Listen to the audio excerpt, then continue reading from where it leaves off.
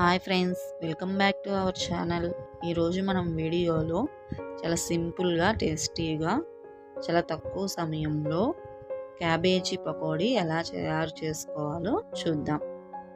చాలామంది పిల్లలు క్యాబేజీ మామూలుగా తినరు, కాబట్టి ఇలా మీరు ఒకసారి పకోడీ లాగా ట్రై చేయండి. చాలా ఇష్టంగా తింటారు. కేవలం 10 మినిట్స్లో చాలా ఈజీ ప్రాసెస్లో చాలా తక్కువ ఇంగ్రీడియంట్స్తో ఈ పకోడీని మనం తయారు చేయొచ్చు. ఇందుకోసం ముందుగా మనం క్యాబేజీని ఇలా చూపించిన విధంగా చిన్న చిన్న పీసెస్గా కట్ చేసుకోవాలి.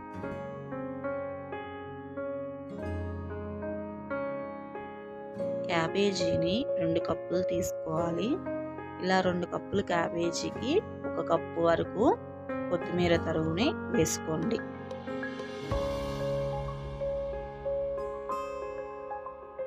అలాగే ఇప్పుడు ఇందులోకి 1/2 టీ స్పూన్ అల్లం వెల్లుల్లి పేస్ట్ని, అలాగే 1/2 టీ స్పూన్ పసుపుని యాడ్ చేసుకోండి.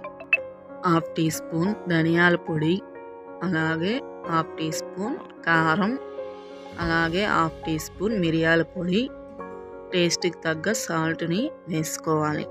తర్వాత ఇందులోకి 3 లేదా 4 టీ స్పూన్ల శనగపిండిని యాడ్ చేసుకోండి. అలాగే 2 టీ స్పూన్లు బియ్యం పిండిని యాడ్ చేసుకొని ఈ మిశ్రమం మొత్తం బాగా కలుపుకోండి. ఇందులో ఎక్కువ వాటర్ యాడ్ చేయాల్సిన అవసరం లేదండి. కొంచెం చిటికెడు వాటర్ని యాడ్ చేసుకొని ఇలా పిండిని చూపించిన విధంగా పకోడీ వేసేదానికి వీలుగా కలుపుకోండి. ఇలా బాగా కలుపుకున్న తర్వాత ఇప్పుడు మనం దీన్ని పకోడా వేసుకోవాలి. ఇందుకోసం ఫస్ట్ ప్యాన్ పెట్టుకొని అందులో ఆయిల్ని వేడి చేసుకోండి.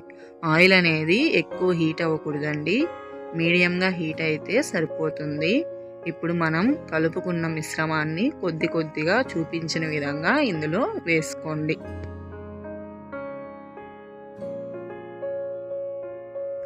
వీటిల్ని మీడియం ఫ్లేమ్లోనే బాగా డీప్ ఫ్రై చేయాలి, లేకపోతే లోపల ఉడకదు.